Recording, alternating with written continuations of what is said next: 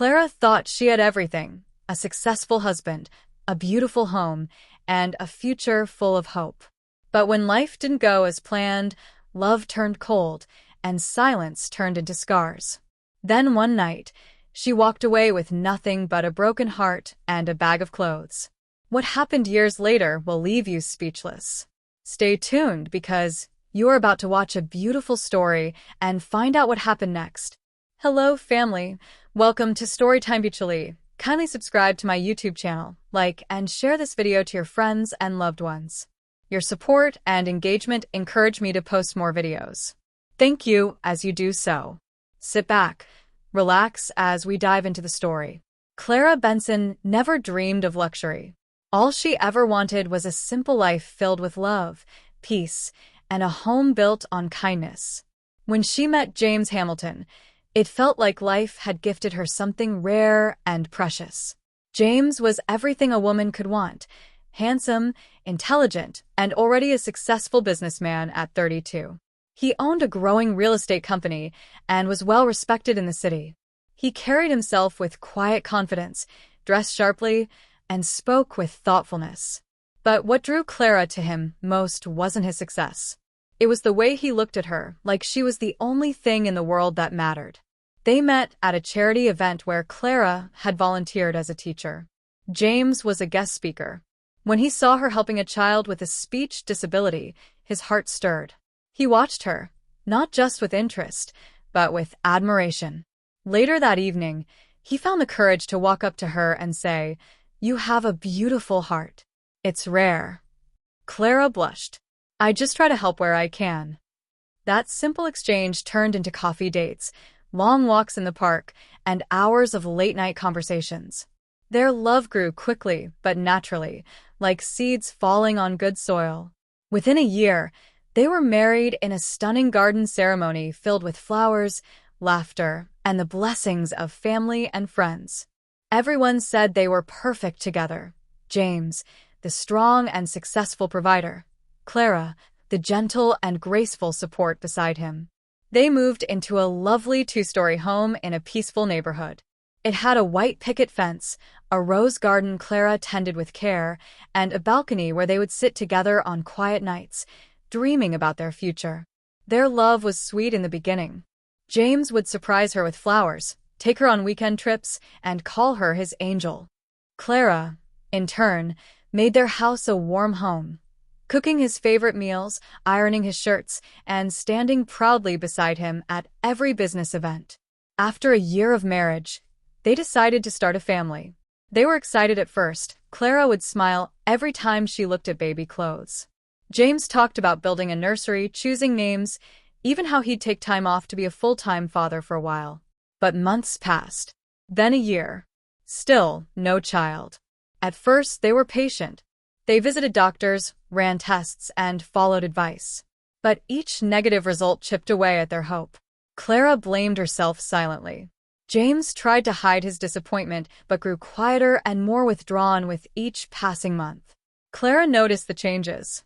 The way James would stare blankly at his phone. The way he came home later and later. He wasn't unkind. Not yet. But something was shifting in him. Slowly, the man who once called her his joy now barely looked her in the eye. They tried fertility treatments. Clara went through hormone injections, endless blood tests, and painful procedures. James stopped attending the appointments, saying he was too busy. What she didn't know was that James's business was beginning to crack. Because of the emotional weight of their struggles to conceive, James had lost focus at work. Meetings were missed. Clients left. Investors grew impatient. His once sharp instincts became dull, clouded by frustration and sleepless nights. But James didn't talk about it. Instead, he buried everything inside. And when his business began losing major contracts, he turned to something easier than responsibility: blame. One evening, as Clara returned from yet another doctor's appointment, James sat in the living room with a glass of whiskey in hand. He looked at her with tired, bloodshot eyes. "Well?" he asked coldly. She shook her head. "Not this time." James slammed the glass down on the table. "Of course not. Why would it? I married a barren woman." Clara froze. Her heart shattered in that moment. But she didn't speak. She simply walked away, tears slipping quietly down her cheeks. That night was the first time he raised his voice. The second night, he raised his hand. He said sorry afterward, held her, cried, promised it was the stress, that he would never do it again. She believed him. She loved him. But love is not always enough. James apologized again and again after the first slap. He brought Clara flowers the next morning, knelt beside her, and held her hand as tears streamed down his face. "I'm so sorry," he whispered. "I lost myself. I was angry not at you but at everything. Please forgive me." Clara nodded slowly, her face still sore, her heart torn in two. She wanted to believe it had been a mistake, that the man who once called her his queen was still in there, buried beneath the frustration and failure. But something had changed. James never truly recovered from the moment his business began falling apart. In just a few short months, he lost 2 of his biggest contracts. Clients stopped trusting him. His office staff shrunk. Some days, he stayed home completely, drinking alone in the study while Clara sat quietly in the bedroom, listening to the sound of ice clinking in his glass. He stopped talking to her. He stopped touching her. And then he started blaming her. If she mentioned the bills, he snapped. If she suggested looking for work herself, he sneered. If she asked about trying another doctor, he laughed bitterly. "You think another test will fix this? You think money just grows in the garden?" Clara stopped speaking much. She walked softly through the house, cleaned quietly, tried her best not to upset him. But James was no longer the man she married. The stress had consumed him. The love had turned into bitterness. Then one day, everything changed again. Clara came home early from the market. She had gone to buy a few groceries with the little money left from her savings.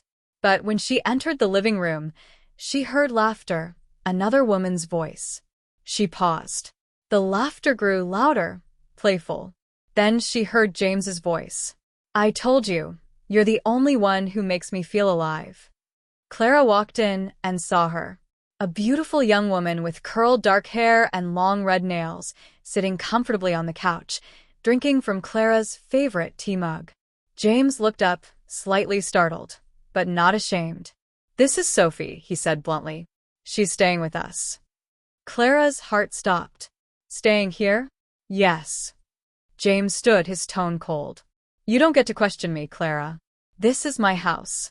If you can't give me what I need, someone else will." Clara stared at him. Her hands trembled, but she said nothing.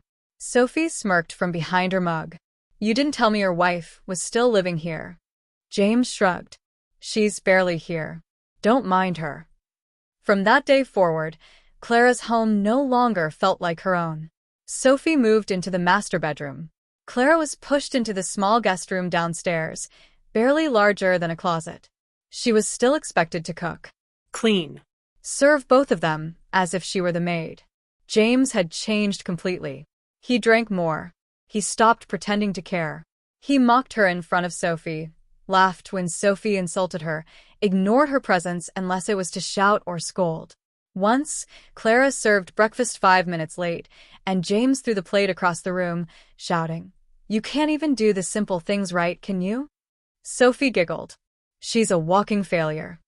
Clara held back tears as she cleaned the mess from the floor. Night after night, she lay awake on the narrow guest room bed, listening to them laugh, talk, even make love. The pain was unbearable. And yet, she stayed. For weeks, she stayed. Why? Because she had no one. Her parents were gone. She had no siblings. No job. No income. Her bank account had almost nothing. All she had left were old clothes, a broken heart, and a prayer she whispered each night. "Please let this nightmare end." Then, one cold, rainy evening, something inside her finally broke. James had just come home drunk. Clara was in the kitchen, boiling water for tea, when he stumbled in and accused her of hiding his wallet. "I didn't touch your things," she said calmly. He slapped her so hard she fell against the table. Her lips split. Blood stained her shirt. Sophie peeked in from a hallway and said, "Serves her right." James stood over Clara, his chest rising and falling with fury. But in that moment, Clara didn't cry. She stood up slowly, wiped the blood from her mouth, and stared straight into James's eyes. "I'm leaving," she said. He laughed cruelly. "Leave? You have nothing. Where will you go?" She didn't answer. That night, while they slept, Clara took only what she could carry: her ID, a small bag of clothes, and the torn photo of their wedding day. She walked out into the rain barefoot, her body aching, her soul completely numb. She didn't know where she was going, but she knew she would never come back. The rain poured hard that night as Clara walked down the empty street. Her thin clothes clung to her skin, soaked and cold. Her feet were bare, and every step on the wet pavement sent a sting through her bones. But she didn't stop walking. She didn't know where she was going. She just knew she had to go. Anywhere but back to that house. That house wasn't a home anymore. It was a place of pain, of fear, and of silence. And now she had broken free. After almost an hour of walking, she reached a quiet corner of the city she didn't recognize. Her legs trembled with weakness, and her hands were freezing. Her bag was heavy with soaked clothes, and her heart felt even heavier. She saw a small white sign that read, "Grace Haven Shelter, for Women in Need." Clara stared at it for a moment. She didn't want pity. She didn't want to feel like a failure. But she was tired. She was bruised. And she had nowhere else to go. She pushed the door open. Warm air rushed over her like a blanket. Inside, there was a small reception desk, soft lights, and the gentle smell of tea. A woman with silver-streaked hair looked up from behind the desk. Her eyes widened in concern. "Oh, my dear." She stood quickly and hurried over. "You're soaked. Are you all right?" Clara's lips trembled. I don't know where else to go." "You don't need to explain," the woman said gently. "My name is Evelyn. Come in. You're safe now." Evelyn led Clara to a small room with a clean bed, warm blankets, and a table with dry clothes folded neatly. Clara sat on the edge of the bed, and Evelyn brought her tea and a warm towel. "Just rest tonight," Evelyn said. "We'll talk in the morning." Clara nodded, her voice too weak to speak. That night, for the first time in years, Clara cried freely. No one could hear her. No one would mock her. She cried for the pain, for the bruises, for the years of silence. She cried for the woman she used to be, the woman James had taken from her. And in the morning, she woke up to something unfamiliar. Hope. The days that followed were quiet, but full of healing. The shelter was small, but full of kindness. Women from all walks of life stayed there, some running from violence, others from poverty or heartbreak. They shared stories, meals, and quiet moments. Clara didn't say much at first. She still felt ashamed, still afraid to speak her truth. But Evelyn was patient. She never pushed. She just listened. One morning, as Clara helped fold laundry with another woman, Evelyn came over with a gentle smile. "You're a quiet one," she said, "but I see strength in you." Clara gave a shy smile. "I don't feel strong." "Strength isn't loud," Evelyn replied. "Sometimes it's just getting out of bed and starting again." Those words stayed with Clara. She began helping around the shelter, cooking, cleaning, organizing clothes. She learned the routines, picked up small tasks, and slowly started feeling useful again. One afternoon, Evelyn handed Clara a brochure for a women's grant program. "They help women like you," she said. "If you have an idea, something you love, they'll help you build it." Clara hesitated. "I used to love designing clothes. Sewing. I always dreamed of owning a small boutique." "Then chase that dream," Evelyn said. "You've already survived the fire. Now it's time to rise." Clara applied for the grant with shaking hands. She wrote her story, her dreams, and her plan to start a small clothing shop with her own designs. 2 weeks later, she got the call. Approved. Clara started her journey with nothing but a sewing machine donated by the shelter, a rented corner in a local market, and a few designs sketched in the quiet hours of the night. But people noticed her work. Her designs were fresh, neat, and full of soul. Within months, Her small stand turned into a full boutique. She named it Rewoven Grace. The business grew. Her confidence returned. She found her smile again. And with each passing day, Clara became more than just a survivor. She became a builder. A woman rising from ruins. 2 years later, Clara owned 3 shops across the city, employed women who had walked roads like hers, and became known as a quiet success story. People asked her how she did it. She simply replied, "One stitch at a time."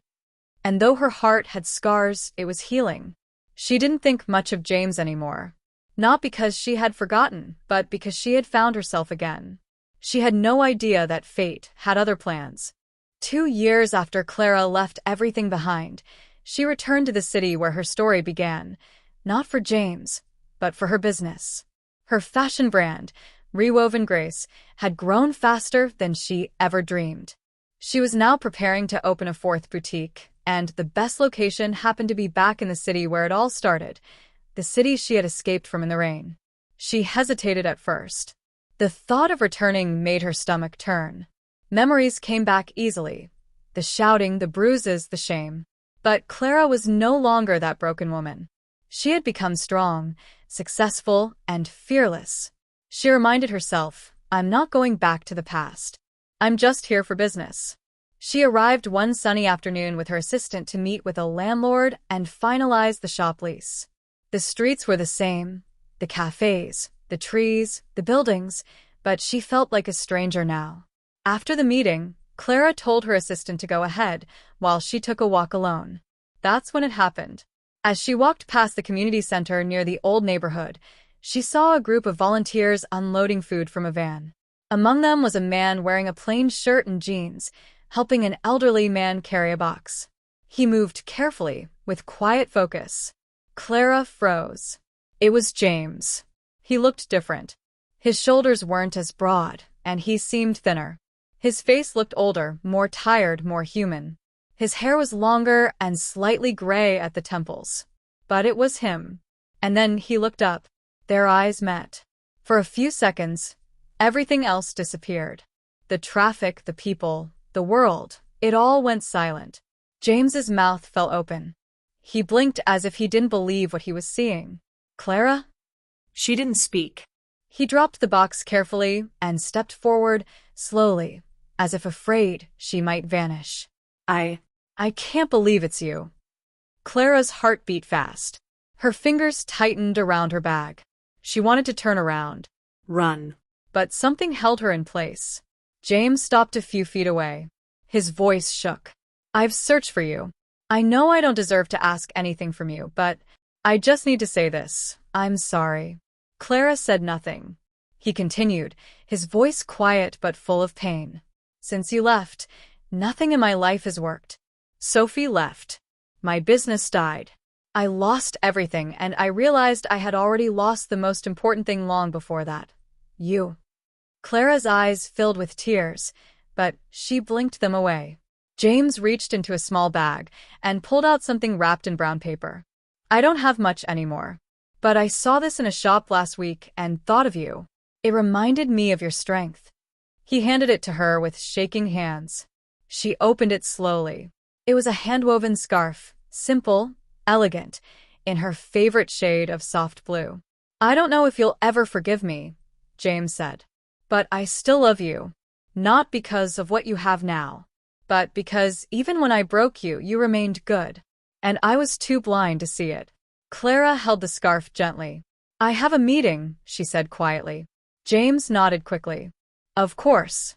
I didn't mean to stop you. I'm glad you're doing well.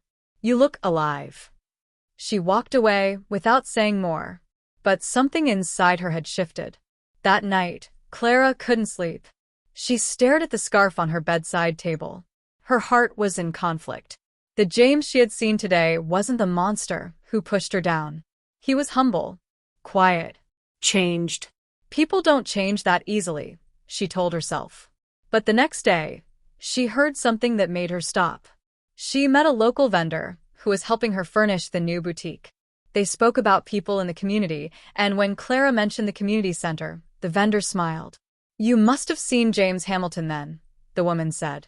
He's always there, volunteering, helping. People used to talk badly about him. But now? He's like a new man. Clara's throat tightened. Really? Oh yes, the woman said. He helps kids with homework, delivers food to widows. Doesn't charge a cent, says he's just trying to be better. That night, Clara sat in her hotel room, looking out the window. Could people really change? Could James? She didn't know what to believe yet. But for the first time in a long time, her heart whispered something soft. Maybe, just maybe, this story isn't over yet. Clara extended her stay in the city. Originally, she had planned to finalize the boutique setup in 4 days and leave. But something made her stay longer, something she didn't want to admit, even to herself. She told her assistant she wanted to oversee every step personally. Truthfully, she needed time to understand what she was feeling. Everywhere she went, she heard whispers about James. He helped us repair the roof after the storm.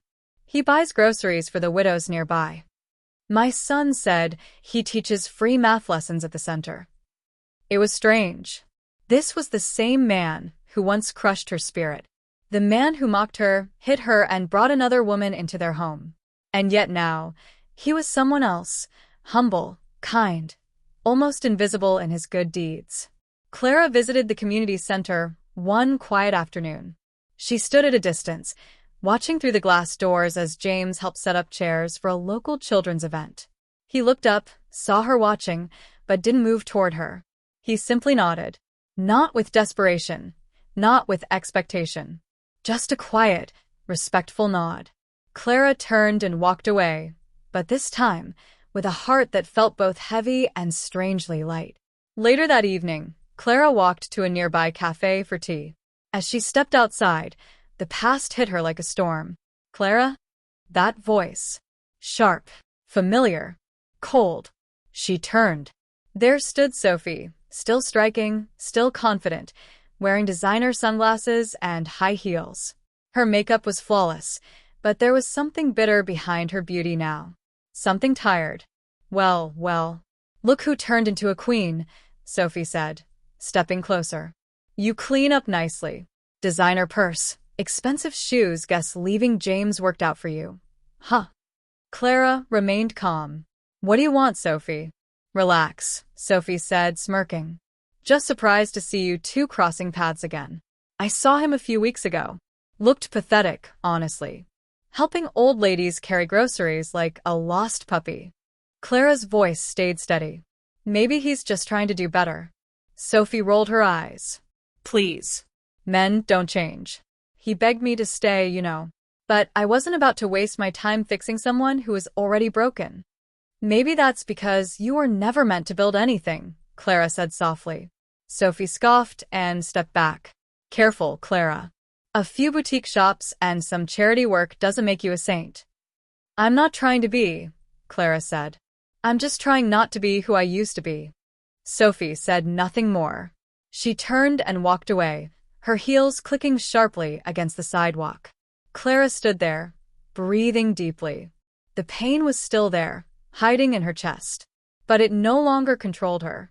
Sophie's words stung, but they didn't break her. That night, Clara returned to her hotel room and sat alone, holding the scarf James had given her. She thought of the man she had left behind, the one who once shouted at her, hit her, and made her feel worthless. But she also saw the man who now gave his time to strangers, who looked at her with respect, not regret. It was all confusing. She needed clarity. So the next morning, Clara went to see Evelyn, the woman who had once given her a place to stay when she had nothing. The shelter hadn't changed much. The same soft scent of tea, the same clean beds, the same feeling of warmth. Evelyn's eyes lit up when she saw her. Clara, look at you, beautiful and glowing. You've come so far. Clara smiled and hugged her. I need to talk, she said. About James. Evelyn sat with her, hands folded gently. Clara told her everything, seeing James again, the way he'd changed, how people spoke of him, and even the scarf. I don't know what to feel, Clara admitted. I'm scared. What if it's all fake? What if I let him back in and lose myself again? Evelyn's eyes softened. Let me ask you something. Are you still that same frightened girl who walked in here years ago? No, Clara said. Then trust her, Evelyn said. Trust the woman you've become. You don't have to rush into anything. Just give yourself the permission to heal fully. Whether that includes forgiveness or not, that's your choice. Clara looked down at the scarf. I don't know if I still love him, she whispered. But I don't hate him anymore. Evelyn smiled. Then you've already started forgiving. That night, Clara stood by her hotel window, watching the lights of the city twinkle in the distance. She remembered the girl who once ran barefoot in the rain with bruises on her face and nothing in her bag. And she remembered the woman now, strong, respected, successful. She wasn't ready to give her heart back. But maybe she could give James a chance to show her who he truly was now.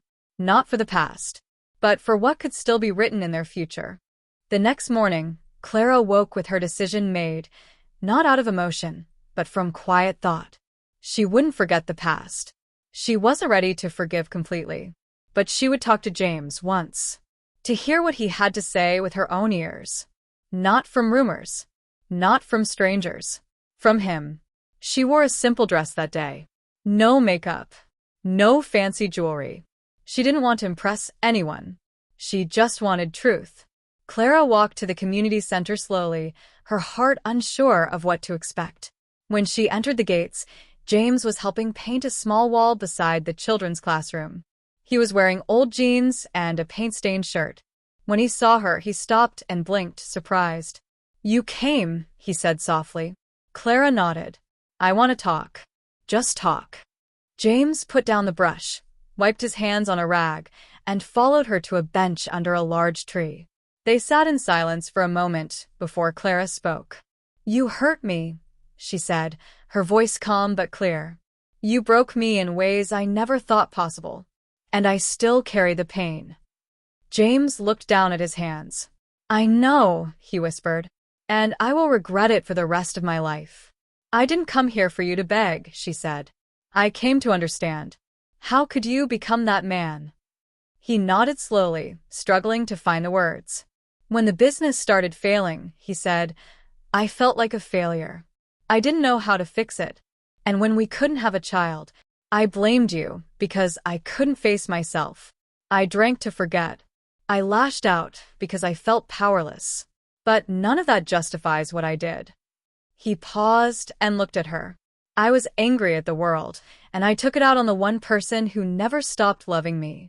Clara's eyes softened, but her face stayed steady. People say you've changed. James nodded. I've been trying to.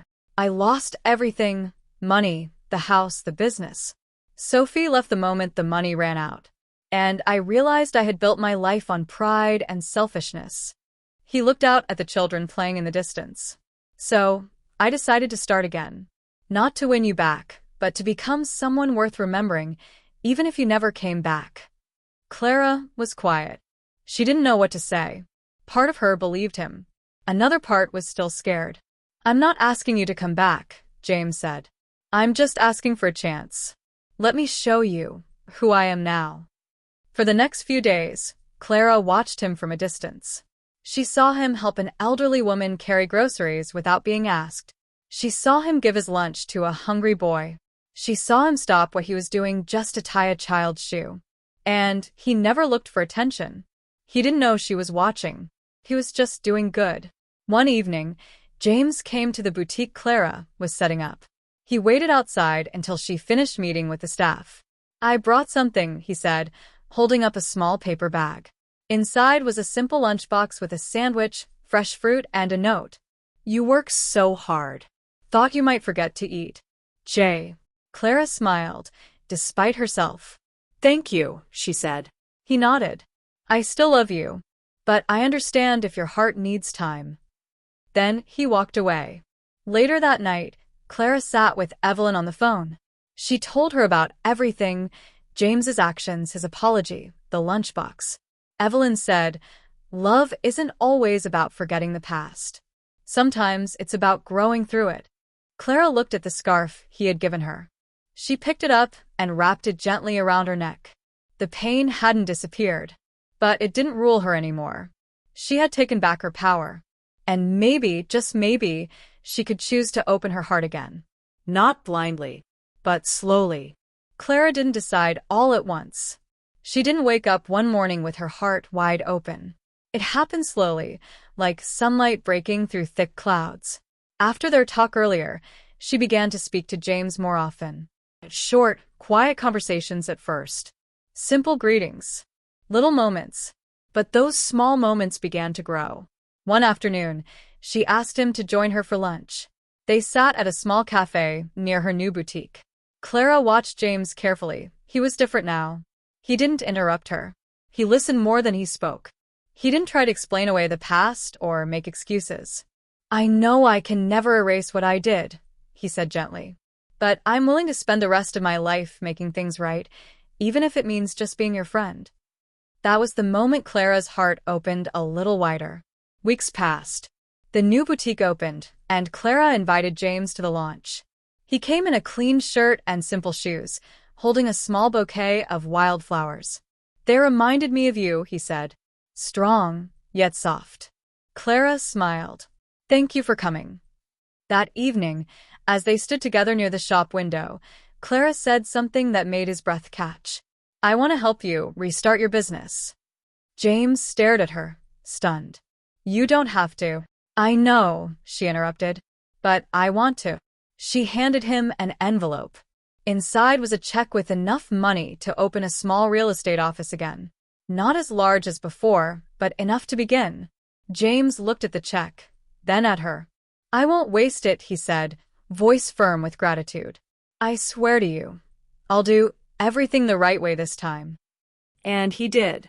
Within 3 months, James opened a small real estate office on the quieter side of the city. He started from scratch, no employees, no fancy furniture. Just him, a desk, and a computer. He didn't rush.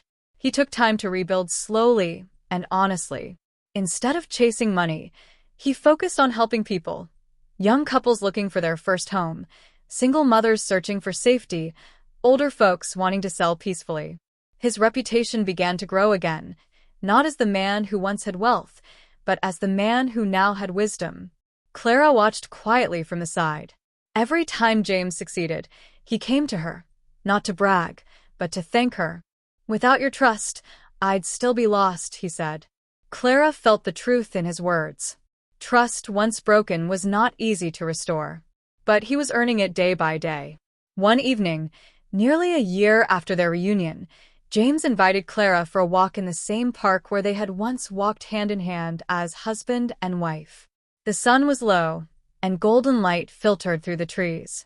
They walked in silence until James gently reached for her hand. She didn't pull away. "I want you to know," he said, "whether we stay friends or become more again, I will always love you with everything I have.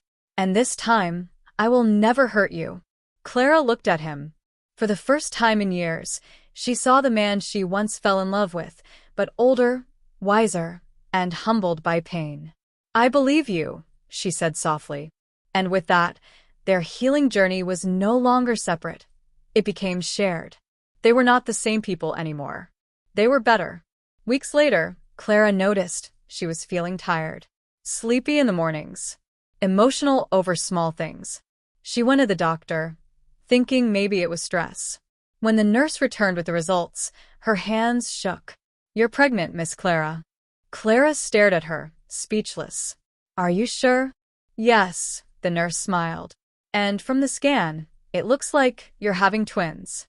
Tears fell quietly from Clara's eyes. She placed a hand on her stomach, unable to speak. Twins. After years of pain, prayers, and heartbreak, that night, she waited until James came to visit. He walked in holding her favorite snack, unaware of what was coming. She handed him the ultrasound photo, smiling through tears. He stared at it for a long time. Then he dropped to his knees and held her close, tears running freely down his face. "We're going to have children," he whispered. "Clara, we're going to have a family." "Yes," she said, her voice full of joy and peace. "A fresh start. For all of us." Months passed quickly after Clara shared the news of her pregnancy. James became a new man again, gentler, more protective, and completely devoted to Clara's care. He made sure she never lifted anything heavy. He cooked for her, drove her to her checkups, and read every parenting book he could find. Every night, he would sit beside her and place his hand on her growing belly, whispering stories to their unborn babies. Clara would smile, watching him with soft eyes. There was still a small part of her that carried the pain of the past, but day by day, love was growing stronger than fear. This was no longer a second chance. This was a new chapter. The morning Clara went into labor, it was raining gently outside. Not the heavy, painful kind of rain like the night she ran away, but a peaceful, soft rain, like a quiet blessing. James stayed by her side the entire time. He held her hand, whispered encouragement, and cried when he first heard the sound of their babies' voices. 2 healthy babies, a boy and a girl. They named the boy Ethan, meaning strong, and the girl Hope, for everything they thought they had lost but found again. James held both babies in his arms, tears falling silently as he looked at Clara. "We did it," he said. "You gave me the greatest gift. You gave me a family." Clara, exhausted but smiling, touched his face gently. "No," she whispered. "We gave each other the chance to become better." The days that followed were filled with the soft sounds of baby cries, late-night feedings, tiny cloves, and joy that could not be explained. James would wake early to rock the babies to sleep while Clara rested. He learned how to change diapers, prepare bottles, and sing lullabies, off-key, but full of love. Clara often watched him from the doorway, holding back tears of a different kind now, tears of gratitude. Their home was small, but it was full of laughter. Their days were busy, but their hearts were full. The pain of the past hadn't vanished, but it no longer controlled their future. One quiet evening, Clara and James sat on the porch as the twins slept inside. The sky was painted with stars, and a gentle wind carried the scent of fresh earth. James reached for her hand. "I used to think I lost everything when you left," he said. "But I see now. I had to lose the old me, so I could become the man worthy of you." Clara looked at him, her eyes soft with peace. "And I had to break," she said, "so I could rise again."